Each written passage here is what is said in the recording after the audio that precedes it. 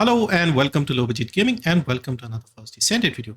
So we are in 2026, things are a bit slow right now, so I thought I'll do a bit of a chat video about the 2026 roadmap, what's coming in January and the next 6 months after that, assuming this is 6 months because we are a bit vague about what this means summer. If we look at the normal length of a season or an episode, it's 3 months, so February, March, April, May, June, July. This should be August, but we shall see. Anyway, let's start first by talking about January. Now, because of the holidays and the New Year, things got a bit delayed. At the moment, we are waiting for some updates. 13th of January is when we get the live stream. 13th will be a Tuesday. So for people in North America Pacific time, it will be the 12th evening on the 12th. For the rest of us, it will be the 13th. And then on the 15th, we will get the next update. Now, with this update, we are getting something called Breach Striking Field, which they said there will be like 3 maps. They'll pick 3 of the older maps like Vespers, I think, and White Knight Gulch. And there will be some missions there, sort of wave type missions, if I recall. And the main reward will be gold. And there will be other things like supermassive receptor, the superconductive cooling unit. And then there will be the monthly update, the Descendant update, Enzo. Now, Enzo is a gun-based Descendant. I'm really curious to see how they balance him because this will give us a direction of what will happen with the other gun-based Descendants because Gley will be the next one in February. And then if you look further down, we'll have a Transcendent weapon. So they need to sort of get the weapons into more use so that they are, a bit better because at the moment, the game is purely skill-based. Some of the guns are stat sticks that you can hold and some of them are okay. But recently what they did was with Freyna and the Fallen Hope, they made that her gun and the gun improves and Freyna improves with each other. So they synergize well with each other. So maybe they're going to go with that sort of thing. So where every Descendant will have a weapon that improves their skills and also improves the gun. Or they could go with what they did with Haley, where they can have Haley as a mobbing Descendant with the one Transcendent mod, add another one to make her into the sniper one, which suits her unique sort of playstyle, let's say. So they could do something here, but I'm really curious to see how they balance Enzo, because that will give us the direction for Gley and perhaps even Serena later down the line. And then we have some weapon improvements. We don't know what weapons they'll be improving. Could be something like the Greg's Reverse Fade. That's a popular gun, so maybe that could get a change. Maybe some of the old guns like the Enduring Legacy, they could come back into play, I guess. Anyway, so with the January update being on the 15th and the episode 3 update being on the 5th, we don't really have that many days. So I think this should be okay enough to, keep us occupied for a couple of weeks until we get episode 3. They also mentioned they will be improving Viesa's 4th skill. If you remember Viesa with the Absolute Zero, we have to place that ultimate. It's a bit clunky. A lot of people don't use her for that reason, even though she's really, really strong. So if they improve that and it makes it easier to use her 4th skill, I think Viesa is already in a good spot in terms of damage and other things. So that will just make her very usable. And I think also Valby, they said something about Valby's skills also being something easier to implement. We shall see. So anyway, I think we have enough for this short half a month to keep us occupied. February where things get interesting because we will get Daya. Now Daya, when they introduced her in episode 2 with Serena in the story, it was clear that she's going to be a Descendant at some point. So she's finally going to be a Descendant in February and they are hoping she is popular enough and interesting enough to carry this whole episode because there are no other Descendants coming. There'll be just one Descendant for this whole period of 3 months, and they're hoping the changes, improvements they're bringing along will be enough to keep people occupied. So that will be the main thing. Now, they have something here called Operation Directive System. They did not mention what this is. They covered this briefly in the last dev stream in December. They haven't mentioned what this is. My guess is this is some sort of right, we have the support system right now in the game where you can look for missions and people who need help. I think this could be something like that. They're going to improve the mutant cell system. I think this is a good idea because at the moment we have like 4 boxes, A, B, C, and D, and some of them drop in one box, some in another one. So cleaning that up is also a good idea. This is the interesting one here, Onslaught mode. So this is like an endless wave type thing, but the smart thing they're doing is they're launching it as a beta. So if you remember when the Void Erosion Purge first launched, it was a nightmare if you were relying on skills early on. Stages 20 to 30 were really difficult for skill-based descendants. You could probably get to 25, 26, even clear 26. I remember clearing 26 with Inez. It was very tight. I think I managed to do it by just a few seconds remaining.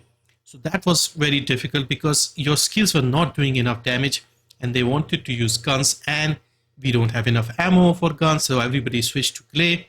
And then there were only like 2 or 3 viable guns. You had the Relic, you had the Last Dagger, and maybe 1 or 2 others that could be used there, Albion Cavalry. So yeah, so this is going to be better if they make it into a beta. They can tweak and fix and improve things, and then when it's fully implemented and ready, it will be launched officially with the next episode, episode 4. So with Void Erosion Purge, it took them quite a while until they got it right. Initially, there were 30 stages. They squeezed them down to 10, which I think is a smart move. They added more damage from the skills and balanced things quite a bit. And so eventually, stage 10 is not too bad. Of course, we got new systems which made it easier. But yeah, going with the beta is a good idea in my opinion. There's also something which will improve the research time. So right now, we have the dimensional breach thing in Axion. So if you do the Vault Crasher and the missions in Axion, it reduces your research time for crystallization, catalyst and stuff. But yeah, improving this further will be a good idea too. Legion Lab Dungeon, this is the only thing we know here. It's a name, that's all we know. So another dungeon, I'm guessing something similar to Supermassive and Forbidden Sanctuary, another mission, infiltration. Now this is very important in my opinion, stat info display improvements. So if you've seen some of my recent videos with the maths behind the builds and stuff like that, this will be very handy if it's easier to understand for everyone and people don't have to rely on guides and videos to understand this basic concept. So just making it easier for people to see if they put a mod, how it changes, how much damage it goes up by and things like that. I think this is a much needed thing, and hopefully this is easy to understand for most people and they know what to do without, like I said, without relying on guides. Then we have Descendant mission dashboard. Again, I'm not sure what this is, but again, one way to look at all the different missions. Again, something useful, what to do next and things like that. Undersea base dungeon sounds interesting. Second boost pass, I don't know what this is. Another battle pass maybe. Look, with the battle pass, I don't mind the battle pass as long as the rewards are decent. If they have nice skins and stuff in it, they can put 10 battle pass. I don't care. As long as it's easy to complete and they're useful things, you can pick and choose whichever you want to do. It's not an issue for me personally. New weapon module, monthly balance. So more weapon adjustments and Descendant adjustments. So they already mentioned Gley will be in February. And maybe they'll have 1 or 2 other people. I think Jabber needs another look, in my opinion. Keelan could benefit from another look. Who else? I feel like Lepik should also be, improved a little bit. But yeah, we know for sure Gley is getting reworked in February. And then we have the interesting Void Abyss monthly rotation. So right now our Void Abyss is Grim Reaper. So Grim Reaper will probably end in January. Then they'll go back to the previous ones they had. So we had 6 previous ones. We had Infernal Walker, Defiler, Tormentor, Ice Maiden, Stormhanger, and Lava Citadel. So I think they'll put them in monthly. And what they said was they will make the skins for the Descendants that came after those Colossus. So for example, Infernal Walker was the first one.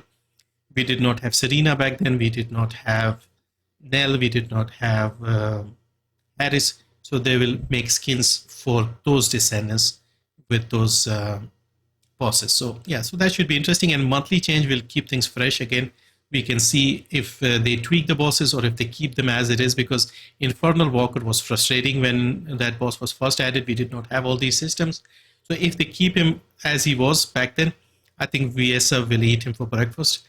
But if they buff them, it will be interesting. And then we have the 4th episode in May. Now this one, I'm a little worried because we don't have much to go on here.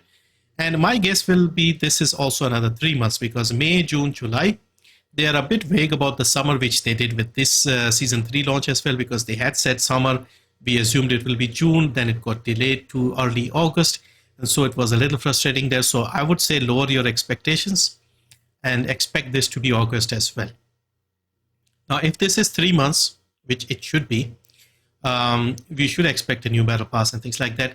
The Onslaught mode, which was in beta here, should become out of beta. Let's say whatever the term is official, they want to say it here.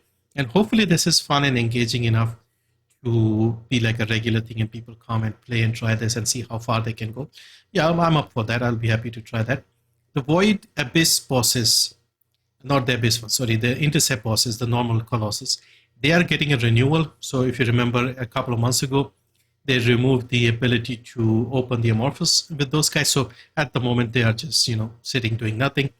So improving them and bringing them back would be good. They have added some of them in the axial planes. They tend to roam around. And I've noticed they are a little stronger than what they were in the individual fights. So yeah, improving them would be handy. And just having them in more missions, I wouldn't mind like a random mission where a Colossus pops up briefly. Like in the Forbidden Sanctuary or something, if the Colossus pops up in the middle, yeah, that wouldn't be a bad thing. Farming loop renewal. So they also discussed this. They showed this pie chart with motivation and end game stuff and whatever. So they want to improve the farming loop and make it more engaging. And I think this is mostly going to be something that will require a lot of variety in the content, a lot of different contents. So the main reason is games like this, these are not PvP. And so if you do the same thing multiple times, you will get bored. So you need to have a lot of different things and a lot of different ways of doing it just to keep things fresh. Sometimes they can have the map in reverse, like a lot of games do. That could just make things a bit interesting. So trying a few things like that should help, I hope. New Void Vessel Dungeon, optimization setting option edition. I don't know what this is. Alt Esiemo, this would be interesting. I think Esiemo is a fun Descendant, but will he be able to carry the full 3 months alone? I don't know. Daya, I think she can do that because, of course, female Descendants are more popular, but Esiemo doesn't get a lot of love normally. But yeah, we shall see how this goes. The new weapon module, and of course, we'll have the Abyss rotation and the skins and the reworks and things like that. Then we get to the summer, which again, I'm going to say August. If it's earlier, it would be nice, but let's go with August. We'll have the final chapter of Carol's final battle, Mega Dungeon, new dungeon system. So I wonder what this is. Transcendent weapon release. So as I discussed earlier, they'll have to improve and boost the weapons so that the Transcendent weapon is interesting and something people want and like. New Descendant, again, I don't know who this could be. I don't know if they would go with another male Descendant here. Probably not, because again, the sales will tank with Esiemo. So they probably need another female Descendant. I kind of don't want any more NPCs to be turned into Descendants. I think we are good. Nell was good. Harris was good. I don't think there needs to be like more NPCs turning into Descendants. We have, for example, Reyna. She's popular, but we already have Freyna. So that will be confusing. Just have somebody else. So just have somebody new. I'll be okay with that.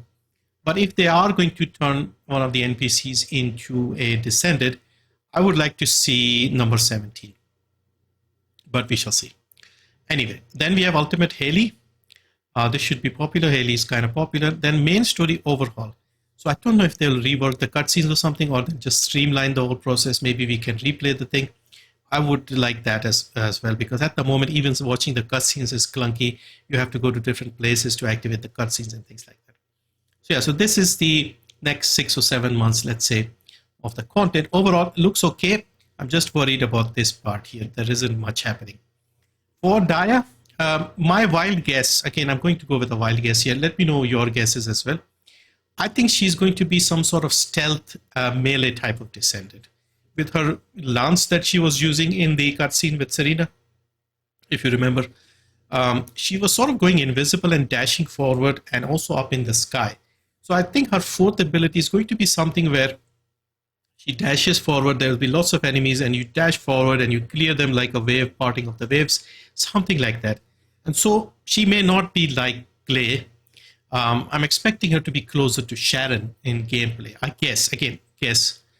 And perhaps she's going to be fire and maybe fusion, something like that, fire fusion. Again, that is my wild guess. Let me know your guesses as well. I want to know what you think she's going to be like in terms of playstyle. So that is, I think, what I think is going to happen. And overall, looking forward to this. We just have to kill this next week because it's kind of boring right now. New Year, we haven't started with anything exciting. We still have to wait another week before we get something. But the 15 days or so that we have to, 20 days or so that we have to manage until this will be hopefully enough with these changes. And then this also looks okay with all these different changes. I think it'll be enough to keep us occupied. I do like to farm like a couple of Descendants. That is part of the fun. So one Descendant alone may be a bit lighter, but at least they're working on a lot of improvements. And like I said, this is the part where I would like it to be, there would be more content, would be nice, but maybe this is a shorter episode and they launch straight into this, who knows. But again, that is it for this one. Thank you for watching my thoughts. Let me know as well what you think and what you think Dia is going to be like. But that's it. See you next time.